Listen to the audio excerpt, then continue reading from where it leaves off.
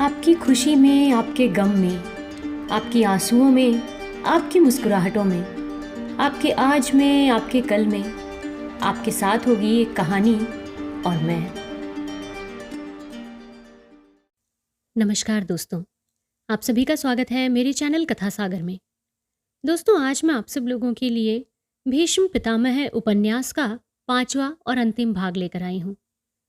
ये उपन्यास सूर्यकांत त्रिपाठी निराला जी द्वारा रचित है। इसके 4 भाग हमने सुन लिए हैं और आज 5वें भाग से पहले मैं आपको चौथे भाग में क्या घटा था उसकी थोड़ी जानकारी दे दूँ। पिछले भाग में हमने सुना कि जब पांडवों ने कौरवों से अपना आधा राज्य मांगा तो कौरवों ने उन्हें कहा कि तुम तो अपना आधा राज्य जुए में हार चुके हो और इस अधिकार से अगर तुम्हें राज्य चाहिए तो लड़कर जीत लो। पांडवों ने इस बात को स्वीकृति दी और उन्होंने कौरवों के साथ में युद्ध करके अपना हिस्सा जीतने के लिए अपनी अनुमति दे दी, अपनी सहमति दे दी। इसके बाद में महाभारत का युद्ध प्रारंभ होता है। पिछले भाग में हमने 8वें दिन के युद्ध तक की कहानी सुनी। किस योद्धा ने अपना पराक्रम दिखाते हुए किस योद्धा को हराया या किसको क्षति पहुंचाई, ये हमने पिछले भाग में जाना। आइए अब जानते हैं कि महाभारत का ये युद्ध क्या मोड़ लेता है और श्री कृष्ण इस युद्ध में अर्जुन को कैसे प्रोत्साहित करते हैं कि वो युद्ध में हारने से पहले हार न माने, क्योंकि अर्जुन भीष्म पितामह के सामने लड़ने में थोड़ा असहज महसूस कर रहे थे। एक तो वो उनका बहुत आदर करते थे और दूसरा वो उन्हें अपना गुरु भी मानते थे और अपने गुरु को इस प्रकार युद्ध में पराजित करने की वो सोच भी नहीं सकते थे। तो चलिए जानते हैं कि आगे क्या होता है। शाम हो गई। सेनापतियों ने अपनी अपनी सेना ले शिविर की ओर प्रस्थान किया। महारथ सोमको का चेहरा उतर रहा था। महाराज युधिष्ठिर को भी चिंता हो रही थी। भीष्म की भयानक समर ज्वाला की याद कर करके पांडवों का उत्साह घट रहा था। उधर कौरव वाहिनी में उत्साह का सागर उमड़ रहा था। महाराज दुर्योधन को दृढ़ विश्वास हो गया था कि पितामह की सहायता से वो अवश्य ही पांडवों को पराजित कर देगा। सब वीर भीष्म को चारों ओर से घेर कर बैठ गए और उस दिन की लड़ाई की भूरी भूरी प्रशंसा करने लगे। रात बीतने लगी। पांडवों को चिंता थी, आंख फिर कैसे लगे। बड़े बड़े सरदार एकत्र होकर परामर्श करने लगे। बड़ी देर तक युक्तियों की लड़ाई होती रही। महाराज युधिष्ठिर को किसी बात का भरोसा ना हुआ। उन्होंने श्री कृष्ण की ओर देखकर कहा, वासुदेव, अब पांडवों का नाश अनिवार्य है। आज भीष्म का पराक्रम देखकर हमारी विजय की आशा निर्मूल हो गई है। अगर इसी तरह सेना संहार जारी रहा तो 4 ही दिन में भीष्म के हाथों सबके प्राण चले जाएंगे। उनकी शक्ति को प्रतिहित करने वाला हमारे दल में कोई नहीं है। उनकी ओर आंख उठाकर ताकने की भी हिम्मत नहीं होती। तीर चलाना तो दरकिनार रहा। यदि साक्षात यम भी अपना दंड लेकर इस मैदान में आते, यदि वज्रपाणी इंद्र आते, देवताओं में से कोई भी इस समर में यदि हमारा विरोध करते तो हमें उनसे लड़ने में कोई आपत्ति न थी। हम सहर्ष लोहा बजाते। उन्हें पराजित करने की शक्ति भी हम में थी। परंतु केशव, भीष्म से अब हृदय हार गया। अब निश्चय है कि हमें प्राण ही देने पड़ेंगे, किंतु विजय की आशा कोई नहीं रही। महाराज युधिष्ठिर की बातों का एक एक शब्द करुणा से सराबोर हो रहा था।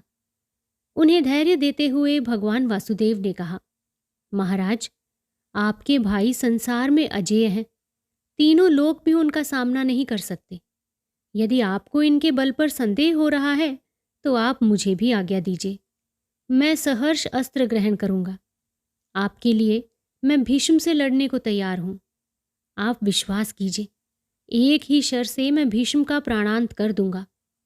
अर्जुन मेरे मित्र हैं, संबंधी हैं और शिष्य भी हैं।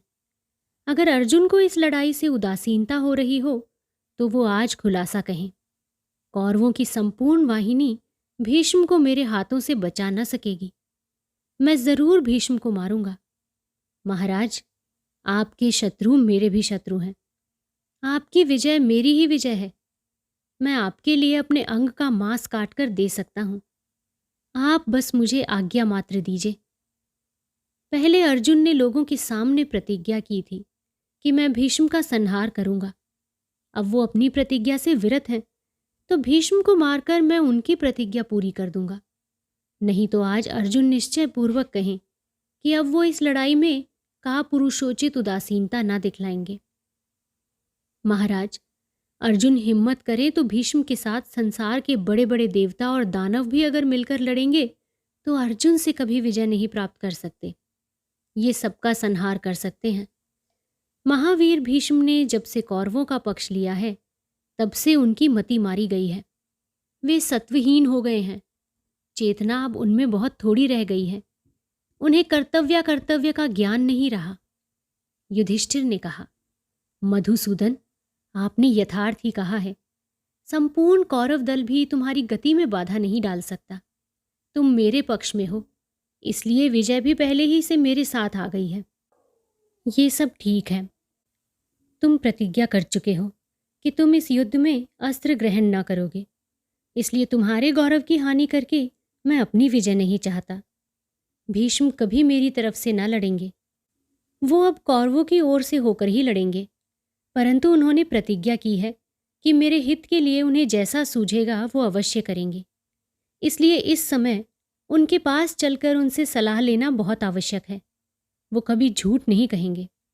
हम लोगों की विजय के लिए जो उपाय उन्हें सच्चा जचेगा वो अवश्य कह देंगे। बात तय हो गई।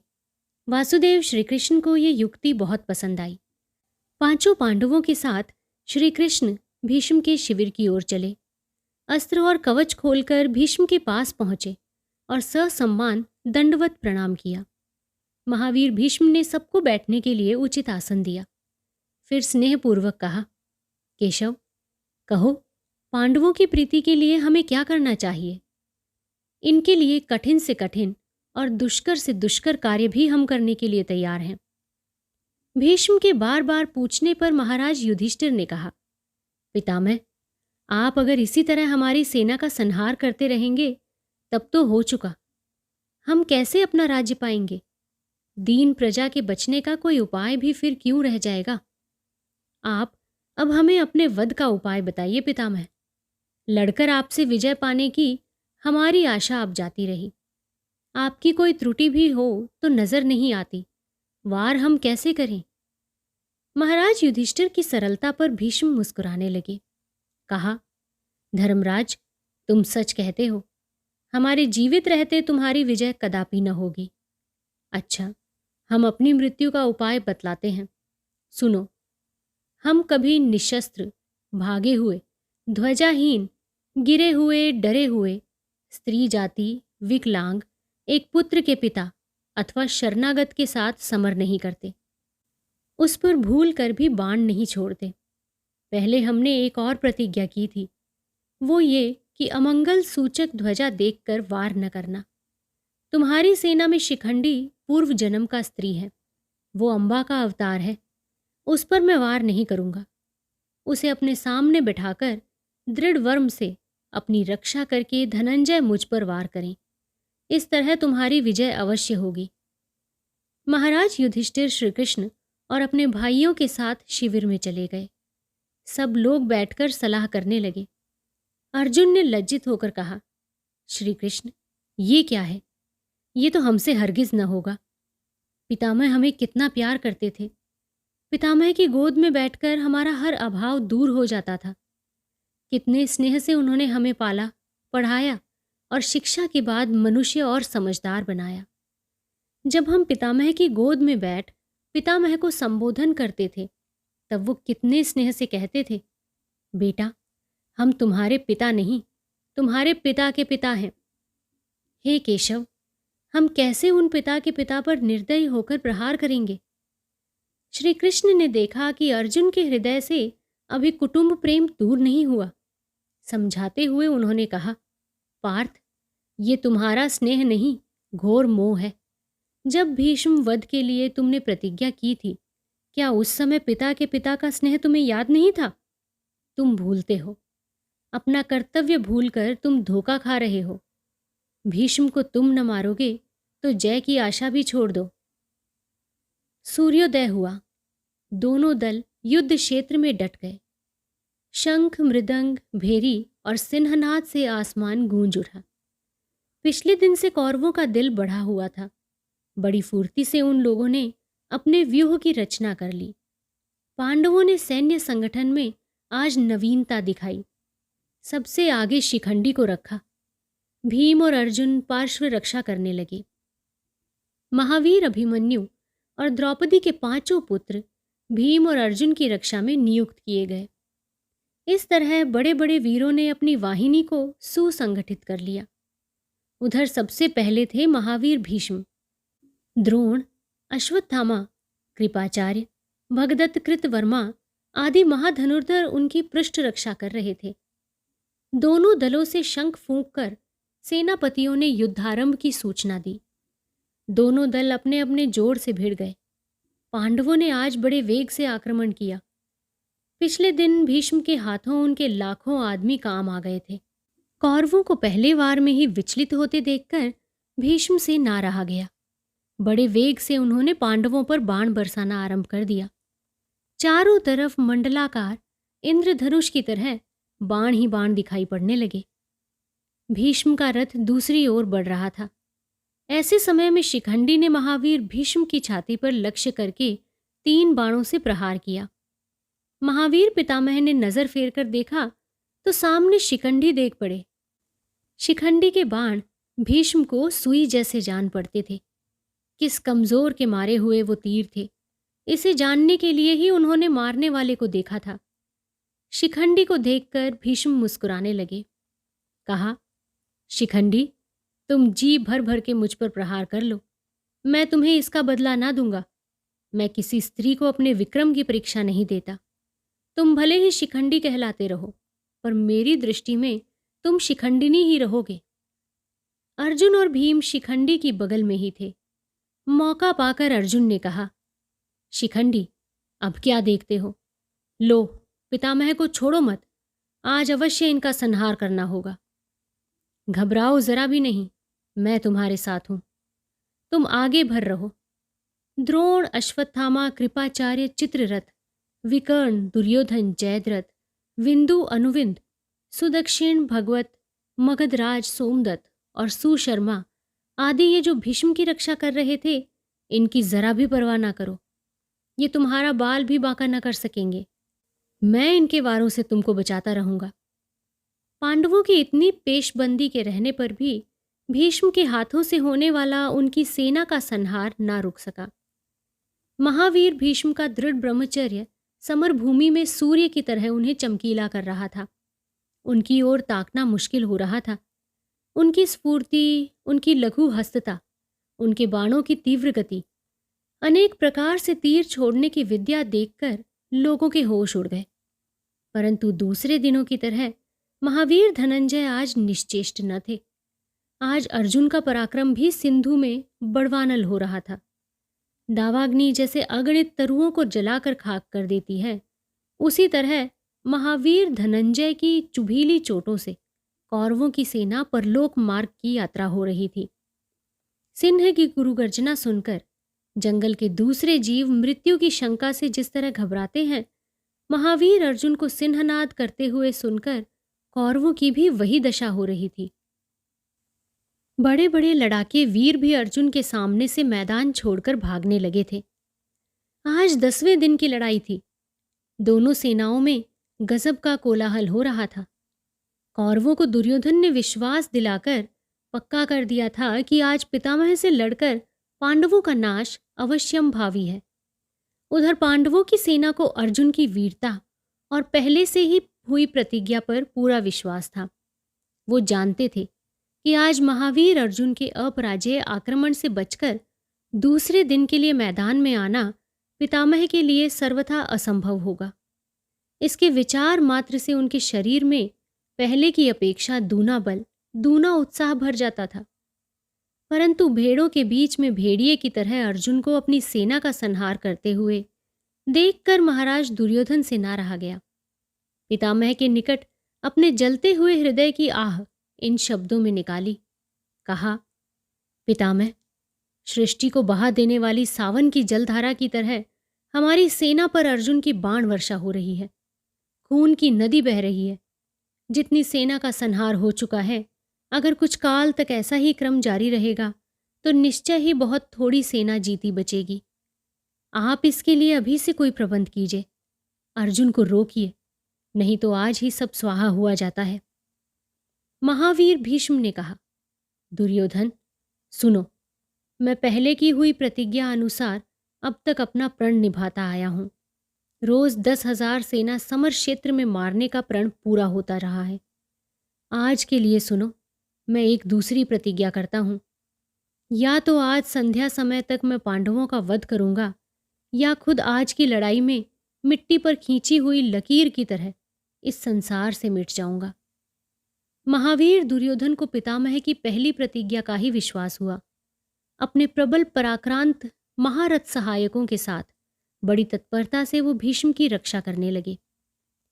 दीपक की ज्योति जैसे बुझने से पहले एक बार जोर से जल पड़ती है, उसी तरह पितामह की शक्ति भी संसार से चिरकाल के लिए विदाई ग्रहण करने से पहले अपनी सीमा तक पहुंचने के लिए उतावली हो रही थी। भीष्म के प्रचंड शराघातों से एक ही समय मानो सहस्त्रों विषधर सर्प पांडवों की सेना को दंशन करने लगते थे। प्रखर प्रहारों की वैसी संहार मूर्ति महाभारत के युद्ध में और कभी नजर नहीं आई। बदले के लिए बादलों की तरह भीष्म को चारों ओर से पांडव पक्ष के महारथियों ने घेर लिया। जान पड़ता था अगणित उर्मिलताएं जहाज को चारों ओर से घेरकर निगल जाने के लिए ही भयानक गर्जना कर रही हैं। भगवान भुवन भास्कर की अनंत ज्योति में जिस तरह संसार के सब पदार्थों की ज्योति आकर समा जाती है, उसी तरह महावीर पितामह की अखंड ज्योति में भी लाखों जीवन ज्योतियां तल्लीन हो गईं। बात की बात में 10,000 दुर्मद द्विरथ सवारों समेत 10,000 घोड़े और 1,00,000 पैदल की भौतिक लीला समाप्त करने वाले महावीर भीष्म बिना धूम वाली आग की तरह जलते हुए दिखाई पड़ रहे थे। भीष्म की विपुल वीरता अपनी आंखों प्रत्यक्ष कर महावीर अर्जुन का हृदय खलबला उठा। उन्होंने शिखंडी से कहा, वीर शिखंडी, अब मौका ना चूको, नहीं तो फिर पछताना पड़ेगा। भीष्म के सामने डट जाओ, इन्हें सेना की तरफ बढ़ने से रोको। डरो मत, मैं तुम्हारे पीछे ही हूं। तुम्हारे पीछे से भीष्म को अभी मैं रथ से गिराता हूं। अर्जुन के उत्साह भरने के साथ ही शिखंडी ने अपना रथ भीष्म के सामने बढ़ाया। पीछे से वासुदेव भी शिखंडी के साथ ही अपना रथ चला रहे थे। शिखंडी की ओर से पार्थ के बाणों की चोट असहाय हो गई। शर, शती, परशु, परिगे, भल्ल, नाराच आदि सभी संहारकारी भयंकर महास्त्रों से महावीर भीष्म की देह जर्जर होने लगी। वीर ने प्रतिज्ञानुसार शिखंडी पर वार नहीं किया, और क्योंकि अर्जुन भी शिखंडी के पीछे छिपे थे, इसलिए उन पर भी भीष्म तीर न छोड़ सकते थे। भय था कि कहीं शिखंडी के कोई बाण न लग जाए। इस समय पांडवों के पक्ष के कितने ही वीरों ने विजय की अभिलाषा से भीष्म को एक साथ आकर घेर लिया। महावीर शांतनु नंदन उस अवस्था में भी अविचल भाव से बैठे हुए निष्ठुर प्रहार सह रहे थे। भीष्म के इस महान धैर्य से आकाश मार्ग में विचरण करने वाले ऋषि मुनियों को परम संतोष हुआ। साधुवाद देते हुए उन्होंने कहा, भीष्म, तुम्हें सहस्त्रों धन्यवाद है। तुम्हें प्राप्त करते भारत की रज रज पवित्र हो गई है। तुम्हारा धैर्य भगवती धरित्री के धैर्य से बढ़ गया। तुम्हारा धर्म साक्षात धर्म का भी धर्म है। तुम वीरता को पराकाष्ठा तक पहुंचा चुके हो। अब धैर्य की चरम सीमा से मनुष्यों को भी तुम दिखला रहे हो। महावीर चित्र ब्रह्मचारी देवव्रत, तुम्हारा समय समाप्त हो आया है। अपने अमर लोक की याद करो। मनुष्यों को अपनी अंतिम शिक्षा देकर चले जाओ। ऋषियों की आज्ञा समाप्त होने पर देवताओं ने दुंदुबी बजाई, अपना हर्ष प्रकट किया। महर्षियों की आज्ञा सुनकर लोहित कलेवर महावीर जानवी नंदन ने प्रतिरोध करना बंद कर दिया। धनुष रखकर प्रलय की महालीला देखने लगे। उस समय दुशासन उनके पास था। उन्होंने कहा, देखो दुशासन, वज्र की तरह ये अविराम शरधारा कभी शिखंडी के सरासन से न निकलती होगी। कवच को भेद करने वाले ये तीक्ष्ण तीर कभी शिखंडी के छोड़े हुए ना होंगे। जिन बाणों से मेरा शरीर जर्जर हुआ जा रहा है, ये कभी शिखंडी के बाण नहीं हो सकते। निश्चय ही इन तीरों का मारने वाला अर्जुन है। एक अर्जुन को छोड़कर संसार में दूसरे किसी मनुष्य में ये बल नहीं कि वो मेरा कवच भेद कर सके। महावीर भीष्म की देह में कहीं तिल रखने की जगह भी न रह गई थी। अंग अंग में बाण आर पार हो गए थे। सूर्यास्त से कुछ पहले अटल ब्रह्मचारी महाधनुर्धर भीष्म पितामह रथ से गिर गए। कौरवों में हाहाकार मच गया। महावीर भीष्म ने गिरकर भी मृत्यु का स्पर्श नहीं किया। जिन अगणित तीरों से उनकी तपश्चर्या निरत पवित्र देह शत विक्षत हो रही थी, उन्हीं के सहारे शरों की सेज पर लेटे हुए से रह गए। भगवती जानवी ने अपने पुत्र का निधन काल आया हुआ जानकर कुछ महर्षियों द्वारा उनके निकट अपना संदेशा कहला भेजा। हंस रूपधारी ऋषि भीष्म को शरों की शैया पर देखकर उनकी प्रदक्षिणा करते हुए आपस में कहने लगे, महावीर भीष्म, सूर्य के दक्षिणायन रहते हुए क्यों शरीर पात कर रहे हो? भीष्म को ये चेतावनी देकर वो दक्षिण की ओर उड़ गए। प्रज्ञा चक्षु भीष्म को हंसों के आने का कारण और उनकी आपस की बातचीत मालूम हो गई। उन्होंने कहा, हंस रूपधारी महर्षियों, मैं तुम्हारी आज्ञा का पालन करूंगा। जब तक सूर्य दक्षिणायन रहेंगे तब तक मैं जीवित रहूंगा। पिता के आशीर्वाद से मृत्यु पर मेरा अधिकार है। समय के आने पर ही मैं देह छोड़ूंगा। भीष्म के गिरते ही दोनों दलों के वीरों ने चारों ओर से उन्हें घेर लिया। महावीर अर्जुन भी कवच खोलकर उनकी शरशैया के समीप आकर खड़े हो गए। हाथ जोड़कर कहा, पितामह, दास के लिए आज्ञा कीजिए। भीष्म ने कहा, बेटा, सिर लटक रहा है, इसके लिए कोई उपाय करो। तुम धनुर्धारियों में श्रेष्ठ हो, बुद्धिमान हो, क्षत्रियों का धर्म भी तुम्हें मालूम है। मेरे लिए उचित तकिए की व्यवस्था कर दो। जो आज्ञा। ये कहकर अर्जुन ने 3 शर साध कर गांडीव में जोड़े। धनुष आकर्ण आकर्षित कर भीष्म के मस्तक पर बाणों का प्रहार किया। बाण सिर से निकलकर जमीन में गड़ गए। भीष्म को अर्जुन की बुद्धिमता पर बड़ी प्रसन्नता हुई। चारों ओर जितने राजा महाराजा खड़े थे, सबसे कहा, अर्जुन ने मेरे तकिए की उचित व्यवस्था कर दी। जब तक सूर्य उत्तरायण न होंगे तब तक मैं इसी अवस्था में रहूंगा। तुम लोग मेरे चारों ओर एक खाई खोद दो। मैं भगवान सूर्य की उपासना करूंगा। तुम लोग बैर भाव भूलकर आपस में मैत्री करो, इसी से कल्याण होगा। पितामह की चिकित्सा कराने के लिए दुर्योधन ने अच्छे अच्छे वैद्यों को बुलवाया। बाणों को निकालने में ये बड़े लघुस्थ थे और इनकी दवा से घाव भी बहुत जल्दी भर जा रहा था। भीष्म ने वैद्यों को धन्यवाद दिया, उनके गुणों की प्रशंसा की। फिर दुर्योधन से कहा कि उन्हें उचित पारितोषिक देकर विदा कर दो। मेरी चिकित्सा की अब कोई जरूरत नहीं है। महाधनुर्धर पितामह की वीर गति का संवाद देश भर में फैल गया। राज्य के लोग, बच्चे और स्त्रियां भी उनके दर्शनों के लिए आने लगी।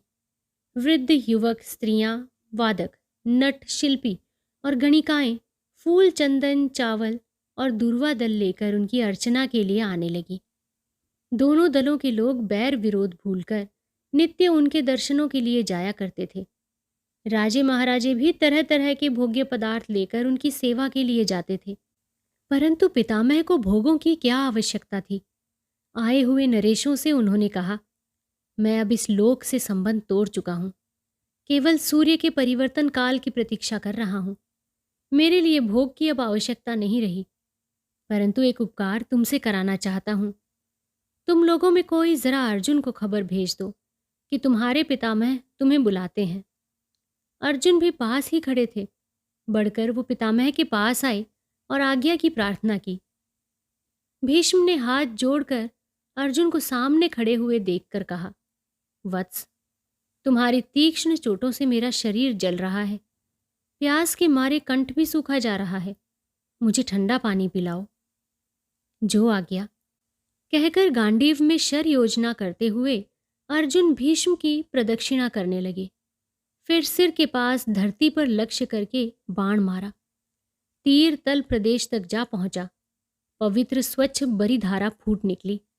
भीष्म ने इच्छापूर्वक जलपान किया। अर्जुन की असाध्य साधना से नरेंद्र मंडल को बड़ा आश्चर्य हुआ। सबके शरीर से कंप के कारण स्वेद छूट चला, कपड़े पसीने पसीने हो गए। अपने पौत्र की वीरता देख भीष्म की आंखों से आनंदाश्रु बह चले। आशीर्वाद देते हुए उन्होंने कहा, वीर, ये कार्य तुम्हारे लिए कोई बड़ी बात नहीं है। नारद ने तुम्हें पूर्व जन्म का ऋषि बतलाया है। तुम्हारी सहकारिता की बड़े बड़े देवताओं को भी इच्छा होती है। धनुर्वेद के पारदर्शी वीरों में तुम सर्वश्रेष्ठ हो। मैंने दुर्योधन को तुम्हारी वीरता पर बहुत समझाया, परंतु समय के फेर से ये बातें उसके चित्त पर नहीं चढ़ सकी। वो अवचेतन जड़ तुल्य ही बना रहा। अब ये निस्संदेह है कि समरकाल के उपस्थित होने पर भीम के हाथों उसकी मृत्यु होगी। पितामह की बातों से दुर्योधन को बड़ा दुख हुआ। भीष्म ने फिर उसे समझाया। अर्जुन की वीरता के कितने ही उदाहरण दिए। पाताल से पानी निकालने की बात भी उदाहरण के रूप में कही। इस तरह समझा बुझाकर मैत्री करने के लिए आदेश दिया।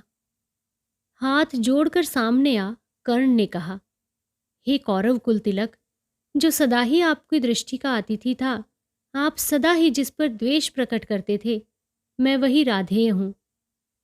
भीष्म ने आंखें खोल कर देखा। उस समय वहां कोई न था। कर्ण को पड़े हुए गले से लक्ष्य कर कहने लगे, कर्ण, तुम्हारे संबंध में मुझे नारद से बहुत सी बातें मालूम हो चुकी हैं। तुम जो मेरे साथ स्पर्धा का भाव रखते थे, इसके लिए मुझे बिल्कुल दुख नहीं है। ये तो तुम्हारे स्वभाव के अनुकूल ही था। सुनो, तुम कुंती के पुत्र हो, राधा के पुत्र नहीं। तुम्हारा पिता अधीरथ नहीं है। इस पर विश्वास करो। और आज तक तुम्हारे प्रति मेरी कटुक्तियों का प्रयोग तुम पर मेरी घृणा के कारण न होता था। उसका एक दूसरा ही कारण है। कर्ण, तुम व्यर्थी पांडवों की निंदा किया करते थे। तुम्हारे लिए गर्व को खर्व करने के उद्देश्य से मैं तुम्हें अरुचिकर बातें कहा करता था। मैं तुम्हारी वीरता धीरता खूब समझता हूं। तुम अर्जुन और वासुदेव के समान वीर हो। काशीपुर में तुमने अकेले जिस तरह कितने ही नरेशों को परास्त किया था और महाराज दुर्योधन के लिए कन्या जीत लाए थे, तुम्हारी वो वीरता सर्वथा सराहनीय है। ये सब कुछ होते हुए भी तुम में कोई दोष भी है। वत्स, नीच संग में रहने और कुमारी कुंती से पैदा होने के कारण तुम्हारा क्षत्रिय भाव बहुत कुछ दब गया है। शूद्रत्व के लक्षण तुम्हारे अंदर प्रवेश कर गए हैं, अन्यथा तुम सब प्रकार से यशस्वी हो। तुम्हारे लिए मेरी अंतिम यही सलाह है कि अपने भाइयों से मिलो और इस बैर विरोध को भूल जाओ। महावीर कर्ण ने पितामह की बात सुनकर कहा, हे वीरों में शिरोमणि, आपकी बातें बिल्कुल सच हैं। मुझे मालूम है कि मैं किसका पुत्र हूं, परंतु जिस माता ने मेरा त्याग कर दिया अपनी मर्यादा बचाने के लिए, सो अब भी वो मेरी माता के सम्मान पर प्रतिष्ठित है। जिस महाराज दुर्योधन ने मुझे अपमानित होते हुए देखकर मेरी बांह गए मुझे बराबर अपने आसन पर बिठाया, जिसका अन्न खाकर मैं शक्ति सामर्थ्य वाला बना, क्या मैं उस उपकार का त्याग कर दूं? नहीं, ये तो मैं कदापि नहीं कर सकूंगा। जिस तरह वासुदेव ने पांडवों की भलाई के लिए अपना धन, जन, जीवन, सर्वस्व त्याग कर दिया है, उसी तरह मैं भी दुर्योधन के लिए अपना सर्वस्व निछावर कर चुका हूं। लड़ाई अब रुक नहीं सकती। पांडवों का दुर्योधन पर जैसा कोप है, इससे अब मेल की आशा जरा भी नहीं रही। दुर्योधन के लिए, उसकी प्रीति के लिए मैं धनंजय से जरूर समर करूंगा। हे वीर, आप आशीर्वाद दीजिए। मैं आपकी आज्ञा के लिए आया हूं और आपके प्रतिकूल मैंने जो कुछ भी आचरण किया हो, आप क्षमा करें। भीष्म ने मुस्कुराते हुए कहा, कर्ण, अगर बैर नहीं छोड़ सको तो स्वर्ग की आशा से युद्ध करो। दीनता और क्रोध को छोड़कर उत्साह के साथ दुर्योधन की मदद करो। इतने दिनों तक संधि की चेष्टा करके भी मैं सफल नहीं हुआ। ईश्वर की इच्छा है। कुरुक्षेत्र की भयानक समर ज्वाला में कौरवों और पांडवों की संपूर्ण शक्ति स्वाहा हो गई। अंत में पांडवों के हाथ मैदान रहा। महावीर भीम ने धृतराष्ट्र के शतपुत्रों को यमलोक का यात्री कर महाराज युधिष्ठिर को निष्कंटक कर दिया। द्रोण, कर्ण, शल्य, भुगदर आदि कौरवों के बड़े बड़े वीर दुर्योधन के स्वार्थ के लिए लड़कर मर मिटे। विधवाओं के हाहाकार से भारत का आकाश विदीर्ण होने लगा। भारत के चिरकालिक पतन का पट भारत वसुंधरा पर भीष्म के रहते रहते ही लहराने लगा। अंतिम समय के भावी अंधकार पर भारत के गौरव सूर्य, चिरकुमार, देवव्रत, महावीर भीष्म अस्त हो रहे थे। साथ ही मानो कह गए कि प्रभात के लिए भी एक ऐसे ही सूर्य की आवश्यकता होगी। बैरियों से विजय प्राप्त कर महाराज युधिष्ठिर हस्तिनापुर जाने से पहले भीष्म के पास आए। कई दिनों तक पितामह ने उन्हें इतिहास, धर्म और राजनीति आदि राजाओं के लिए जितने उपयोगी और आवश्यक विषय हैं, सबकी उचित शिक्षा दी। महाभारत का श्रेय पितामह की इन्हीं सूक्तियों में है। शांति पर्व और अनुशासन पर्व, दो खंड के खंड पितामह के अमृतोपम संदेशों में भरे हुए हैं। अस्तु, आदर्श और उपदेश आदि देकर पितामह ने युधिष्ठिर को हस्तिनापुर जाने की आज्ञा दी। महाराज युधिष्ठिर ने नगरवासियों के प्रति यथोचित सम्मान प्रदर्शन पूर्वक उन्हें अपने अपने घर जाने के लिए कहा। युद्ध में जिनके प्राणों से प्यारे आत्मियों और कुटुंबियों का संहार हुआ था, उन्हें यथोचित सांत्वना और सहायता दी। ब्राह्मणों को दान दक्षिणा देकर सम्मान दिया। सब लोगों को एक बार राम राज्य का स्मरण हो आया। महाराज युधिष्ठिर का राज्याभिषेक सकुशल समाप्त हो गया। इन्हीं दिनों भगवान अंशुमाली उत्तरायण हुए। युधिष्ठिर को पितामह के मृत्यु समय की याद आ गई। वे तुरंत अपने भाइयों को साथ ले अंत्येष्टि क्रिया के सामान सहित पितामह के निकट आए। उस समय व्यास आदि बहुत से महात्मा भीष्म की अंतिम गति देखने के लिए आए हुए थे। सबने युधिष्ठिर का यथोचित सम्मान किया। ऋषियों की मंडली में शांत भाव से भीष्म आत्मचिंतन कर रहे थे। युधिष्ठिर ने कहा, पितामह, आपकी श्रवणा शक्ति तो वैसी ही होगी।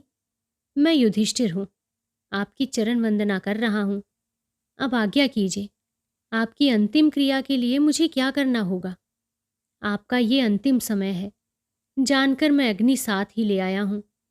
मेरे साथ ब्राह्मण, आचार्य ऋत्विक, मेरे भाई, युद्ध से बचे हुए कुछ राजा, महात्मा वासुदेव और आपके पुत्र तुल्य राजा धृतराष्ट्र भी साथ ही आए हैं। भीष्म ने आंखें खोलकर अपने आत्मियों को चारों ओर से खड़े हुए देखा। फिर युधिष्ठिर से कहने लगे, वत्स, अब सूर्य उत्तरायण हो गए हैं। मेरे पास तुम अपने आत्मीय बंधु बांधवों को लेकर आए हो। मुझे इससे बड़ी प्रसन्नता हुई। मुझे इस शरशैया पर आज तक लेकर 58 दिन हो गए हैं। अब मैं अपने स्थान पर जाना चाहता हूँ। सौभाग्य से माघ मास का शुक्ल पक्ष भी आ गया है। पितामह ने धृतराष्ट्र को समझाया। संसार की नश्वरता, भवितव्य की प्रबलता, युधिष्ठिर आदि पांचों पांडवों की धर्मनिष्ठा, वैराग्य आदि पर बहुत से उपदेश दिए। फिर कृष्ण से कहा, हे कृष्ण, इस घोर युद्ध की आग में भारत की क्षत्रिय शक्ति आग की तरह जलकर राख हो गई है। मैंने दुर्योधन को बहुत समझाया था, परंतु समय का प्रभाव। मैं जानता हूँ श्री कृष्ण, तुम साधारण पुरुष नहीं हो। तुम आदि हो, अद्वितीय हो और सनातन पुरुष हो। तुम्हारे संबंध में नारद की बात कभी झूठ न होगी। तुम और अर्जुन नर और नारायण के रूप से धरा का भार उतारने के लिए आए हो। अब मेरे देह त्याग का उचित समय आ गया है। एक आज्ञा दो कि अंत में परम गति प्राप्त हो। भगवान वासुदेव ने भीष्म की विनय पर प्रसन्न होकर कहा, हे भारत के गौरव पुरुष, मैं आशा करता हूँ आप नश्वर शरीर को छोड़कर अपने वसुलोक में विराजमान हो। आप में पाप का लेश मात्र भी नहीं है। आप मर्कंडेय के जैसे पिता के भक्त थे। आपकी मृत्यु आपकी दासी है। भगवान केशव की बात समाप्त होने पर भीष्म ने आंखें बंद कर लीं। कुछ काल तक मौन रहकर मूलाधार में चित्त को स्थिर करके योग मार्ग द्वारा नश्वर कलेवर का त्याग कर दिया। भारत के हृदय से उसका अनमोल लाल सदा के लिए उठ गया। तो दोस्तों, इसी के साथ में इस उपन्यास की समाप्ति करती हूँ। आशा करती हूँ आपको इसका वाचन पसंद ज़रूर आया होगा। दोस्तों, ये उपन्यास अपने आप में जीवन का सार लिए हुए है। महाभारत का युद्ध हुआ था, लेकिन वो युद्ध जो था वो किन सिद्धांतों के ऊपर था, उन सभी की चर्चा इस उपन्यास में हुई है। हर एक व्यक्ति का अपने अपने स्थान पर रहते हुए क्या धर्म है, ये उसे समझने की बहुत ज़रूरत है। यदि आप युद्ध क्षेत्र में हो तो युद्ध ही आपका परम धर्म है। यदि आप परिवार में हो और अपने सगे संबंधियों को अपना परिवार मानते हो तो आपका धर्म यह है कि उनको उनके हिस्से का हक मिलना चाहिए। अगर आप युद्ध के क्षेत्र में हो तो एक योद्धा होने के नाते आपका हक है कि आपके सामने यदि आपके परिवार का या कुटुंब का भी कोई आकर खड़ा होता है तो उसके साथ भी आपको लड़ना है। महाभारत की यही सबसे बड़ी सीख है कि किस तरह से भीष्म पितामह अपना मन पांडवों के ऊपर होते हुए भी कौरवों की तरफ से लड़ रहे थे और उन्होंने अपने पूरी शक्ति लगा दी कौरवों को जिताने के लिए। लेकिन अंत में भीष्म पितामह की मृत्यु के साथ ही पांडवों की विजय हुई। दोस्तों, फिलहाल मैं आप सब लोगों से विदा लेती हूँ। जल्दी ही एक नई कहानी या उपन्यास के साथ आपके साथ फिर से मुलाकात होगी। तब तक के लिए आप अपना और अपने पूरे परिवार का ध्यान रखिए, खुश रहिए और स्वस्थ रहिए। नमस्कार।